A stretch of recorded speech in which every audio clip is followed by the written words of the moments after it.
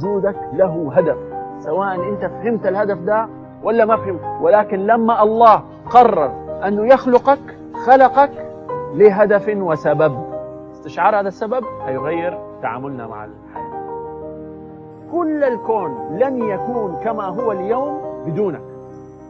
يعني إذا أنت خرجت من الكرة الأرضية دي كل منظومة الكون حتتغير. شيء لا يعرف إلا بضده، فلا يعرف الخير بدون وجود الشر، ولا تعرف المتعة بدون الألم، ولا يوجد العدل بدون الظلم، ولا الرحمة بدون الضعف، ولا الكرم بدون الفقر. كيف حيكون صابر إذا ما في ظلم؟ فالأمور السلبية اللي في حياتنا بتحصل لسبب، لإبراز الجواهر اللي موجودة عند الإنسان. هذه سنة من سنن الكون. فالتضاد ضرورة معرفة الأشياء.